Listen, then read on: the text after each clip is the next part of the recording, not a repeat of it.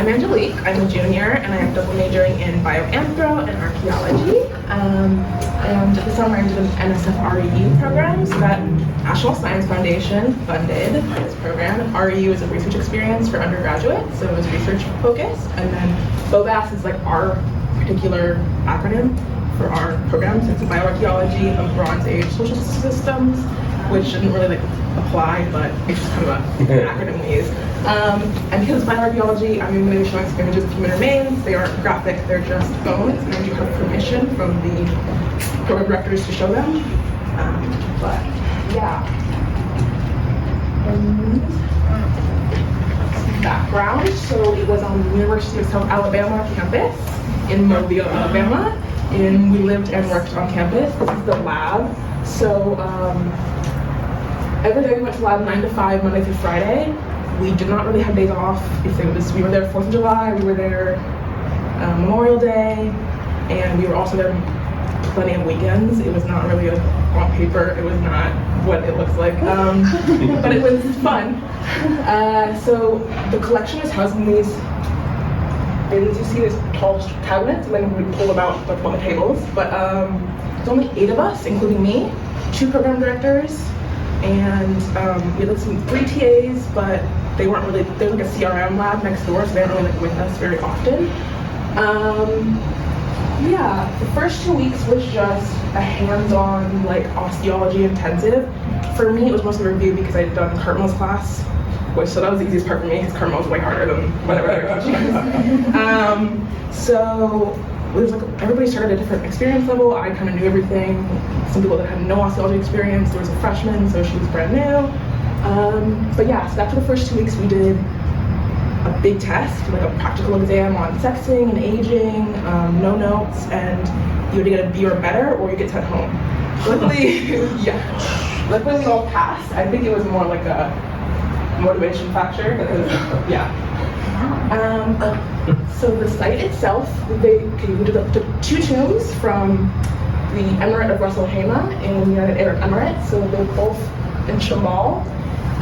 They're collective above ground stone tombs, and they had so one of them had 200 individuals, we think, and one had 400 individuals, so they're full.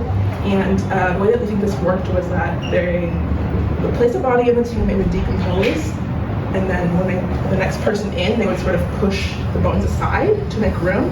So the bones are all commingled, meaning we can't tell this arm came from the same person as this leg. It's not very common. We found it's usually they're just mixed up. You have 711 patella is what I looked at. So it was just all mixed up. It was fragmentary, and they were partially cremated. So we had charring. So black is charring. We had fully calcined, all white.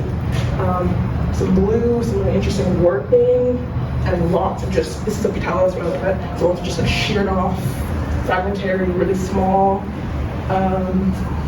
But they were in pretty good condition. They are 4,000 years old. They're Bronze Age, so 4,000 years old. So they're in pretty good condition. And we all looked at, so our theme was activity patterns, but we all got assigned different topics and a research partner. So I got lucky with my research partner. She was great, but I know there were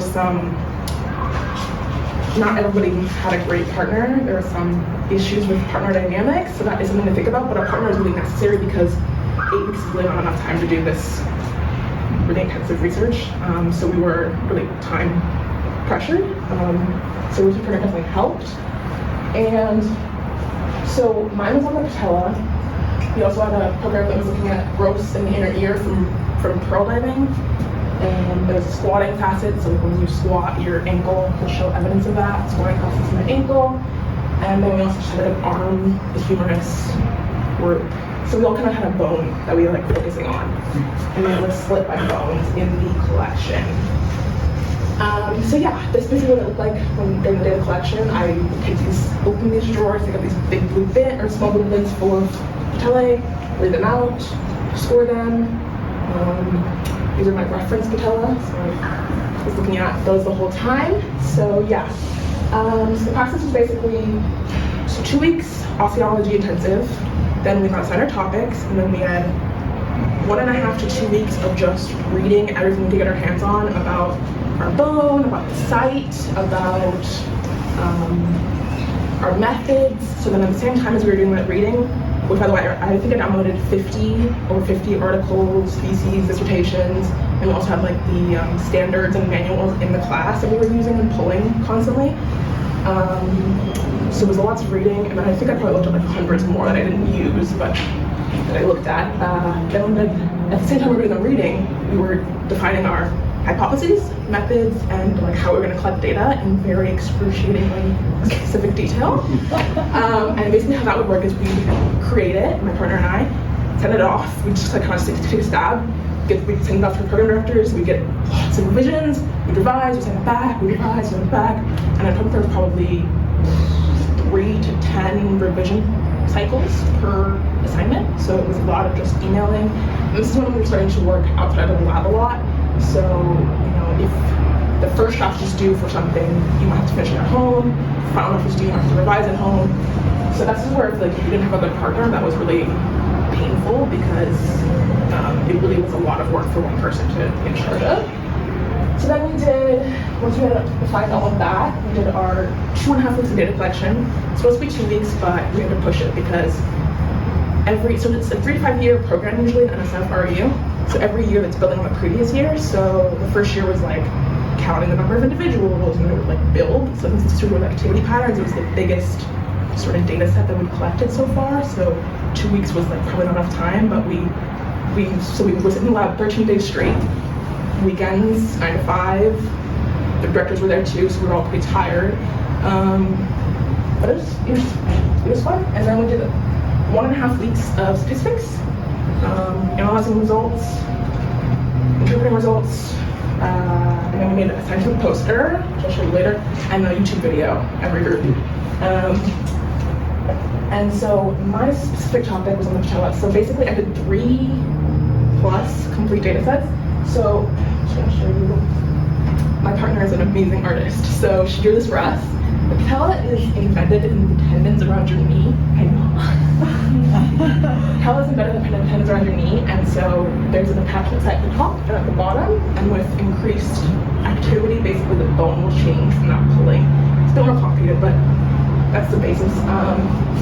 And so we took that information and we're looking for that evidence of that pulling. So you'll see the bone kind of grew right there. And then we're also looking at osteoarthritis presence. So these are the 3 categories we looked at for osteoarthritis: the big proximal laburnation, which is like a polishing of the bone. We looked at vastus notch presence absence.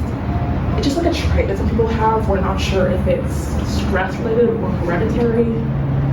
Very complicated, but yeah. So this was like after we got really. I know everything with patella. I feel like we got really into the research. So I also, because of the time crunch, we actually wanted to try and sex the patella, which would have been interesting, but we did not get there. I think every group had to cut at least 1 data set from what they hoped to obtain, and then also half of the group, not me, but half the group went to Birmingham for 2 days.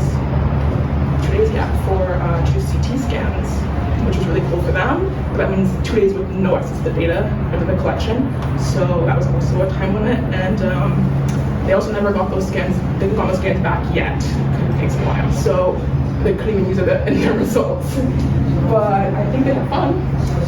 And for me, my results were statistically significant, but not everybody had statistically significant results, or they were like confusing or contradictory. So you know, you don't always get a payoff for all that work. Drawings. This is what my data sheet looked like. So for 711 patellae, we had to fill out from A, the site name, to ID, the bone ID, all the way to AJ for 711 bones. So that was a lot exciting. This whole thing is for the anesthesial changes for the muscle attachment. We also did like a coding for like how complete the patella was, so that we would just like kind of have that information. That was a lot too. Also, we should inter-observer error, which was not fun. They split you up, and your partner and you have to grade separately. And if you should match 80% or more to like sort of pass and they just had to keep going until he passed. So that took probably 3 or 4 days.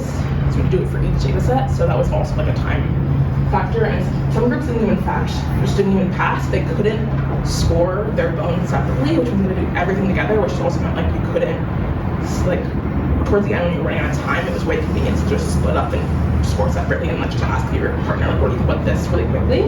So that was also why some people had to shorten their projects. In addition to all of that, we were also doing other stuff. So we had little mini assignments. This is my post earlier. But we were always posting on social media. So every day we would have social media posts due not individually, but as a group. So then we would switch off the schedule. So you would cross post on Instagram, Facebook, and Twitter. And so you were constantly taking pictures and videos, especially because there was still going to be a YouTube video at the end. So you wrote just constantly time lapses and time lapses and yeah, it's all big focus on like media, also on science communication. So in addition to like the Instagram posts, we're also doing a blog post. What else did we do? So we had to do pretty much nightly, almost every night, readings or reviewing, because we'd have collaborators come in and we want to be well-versed in their work when we speak with them. So we'd have their Zoom call one-on-one. This was a show for statistics, we had no idea like what we were doing with statistics. And then we also have like lectures, especially on like ethics, because we're looking at human remains. It's a very important discussion to be had about ethics. And also our program directors would give us daily-ish lectures on like, started off with like, bone lectures all the way to like site lectures, and then it went into how to write a CV, how to apply to grad school. So it's also practical information about the future. And those are our videos that we ended up doing. We had family dinners every week. I shouldn't say call it family dinners, but it was just like a weekly paid dinner, and then we'd occasionally have lunch. If like the scientists were visiting in person, we'd go out to lunch together, which was fun. And poster, it's finished, but we're still working on applying for the conference, so I'm still editing my abstract, it's due in a few days, so there's still work going on. But we still had fun. We went to the beach a lot.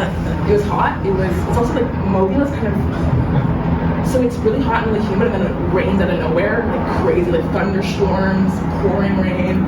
So it was beautiful, but it was, yeah. We went downtown. This is the last day of data collection. We were stressed, so we went to Dunkin' for lunch. Lots of beignets.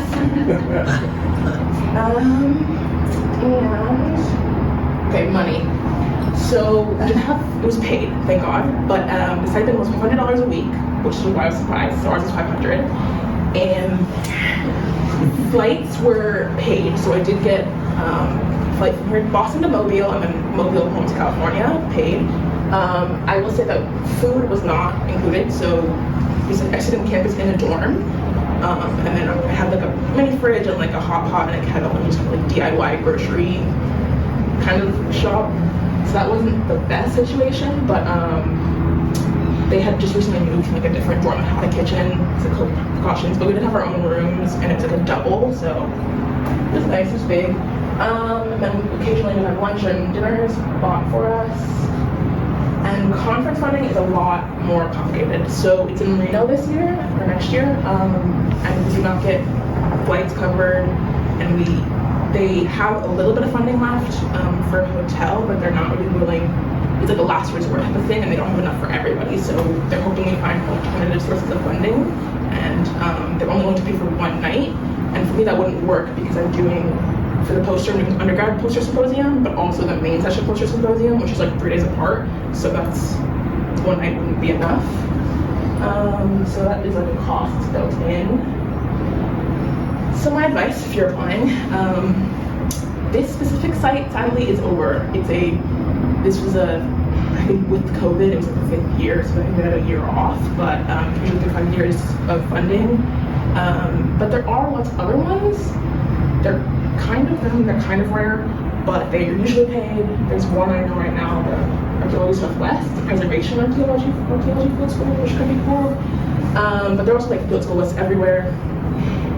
BU has one. You get emails all the time. Actually, I found this one from an email I would also recommend. I've known I wanted to do bioarchaeology since I think my first semester, and I wasn't sure, but then this would like make me sure. So I think even if like you're not positive about your interests, kind of trying to narrow down what you think you might be interested in. So also some of my friends from this program decided they're not going to do bioarchaeology long term because of this. So I think knowing your interests, like telling your professors your interests and chatting with them is really helpful, especially because like letters of rec, but also I had a Professor Mary edit all of my essays for this application and really edit them, which was really helpful. She let me like pick who's gonna write my letters of rec. So I think chatting with them is really important, and also they just usually have like way more information than you do about what is good in an application and what they're looking for. So yeah, that's it for me. There's my email. If you have any questions.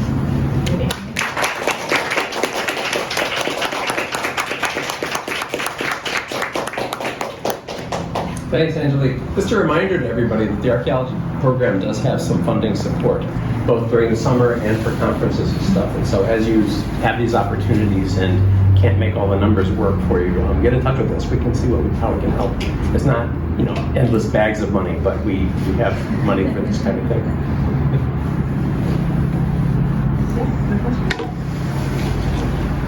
I just have more of a comment, which I really, although I'm not a human remains, there we go, person. It was really nice to see you walking us through a huge unruly data set and talking realistically about the challenges, just simple things like how you fill in your Excel sheet and how quick, you didn't mention this, but one typo and what that sort of does to your whole day. So we finished data collection and then we spent, I think, a one full day going, because we had different Excel sheets on each computer between the two of us, going, wait, what did you do for that cell? I don't know how for that cell. Pull the load back out, look at it again, fix it. So it's also like data issues were a big problem for sure. Okay, then I do have a question for you, because I sometimes have biggish data sets. How many times a day did you back up? Okay, so the program, I think we're probably constantly saving, but the program like regulation was at either the end of the day or the next morning, save your data from like yesterday and upload it in like Google Drive or email it to yourself, so you have a backup of every single day. And then we also submitted a huge like thumb drive of data because it's National Science Foundation funded. You need like all of it backed up. So every time an edit is made, you send a copy. So I think we were backing up. I mean, it was a lot of data. So we backed up every morning, and then we upload that, and then pretty much every time we sorted, when we were doing like stats, we would re-save. Every time we did an differential statistic, descriptive stat table, we would re-save. Thank you. That is a very impressively intensive experience, and you convey well the intensity of it. What was the most surprising thing that you learned in any regard, either data related or process related or people, collegial related? Mm-hmm. What was your biggest surprise takeaway? I had never done research before. I mean, I did research before, but not on a collection. So that was the first time I'm working with remains of humans that were not donated. So that was a big, ethics, learning about ethics is really important. And I think we also had some moments where people weren't as ethical as we were expecting them to be. So we had to deal with those. So I think just learning like how to treat bones of people that existed and lived and that, not necessarily wanting to be studied, but are being studied because their governments want them to be and they're unknown to us. So talking about ethics was really important, and I think that's probably the biggest takeaway is I'm thinking about ethics constantly now. And we had some really amazing guest scientists who their entire career is ethics and bioarchaeology. De La Cova came, which was amazing. But so just speaking to those people and like hearing their perspective on humans and like just the field as it's progressing, we're in a kind of a state of flux right now. So thinking about even should we be using anatomical collections, should we be using methods based on anatomical collections. So I think just questioning all of the methods we use is really my biggest takeaway. Thanks. Sorry, my name is Wade Campbell. I'm a new hire in the department, so most of you probably don't know me, but this was really wonderful. And I was really curious actually just to sort of see, you talked about the conference as this being part of the REU, but how are you building on this in terms of like what you're doing here this semester or this year, and kind of have been able to stay in touch with these folks? I mean, you did a ton of the legwork for the larger project. Are you, if you said you're interested, is there an avenue for you to remain connected, remain a part of BOBA or BOBS or whatever it was called? Kind of. The program directors are definitely mentors now. They're very much like on their emails, answer questions. They give us lots of like insider tips on like which grad advisors to avoid. But the collection itself is on loan to one of my program directors for another 10 years. But since the REU is over, the odds of us having students work on the collection are not super high. So she has like isotopes and stuff like that. So she's going to keep doing that. I don't work on this collection anymore. But all of the people that were peers are pretty sure that they want to do bioarch long term. So that's also very cool that I'm connected now with friends in the field who are like going to conferences with me and doing applications and stuff like that. So I think that's more of that, less of like working with the collection.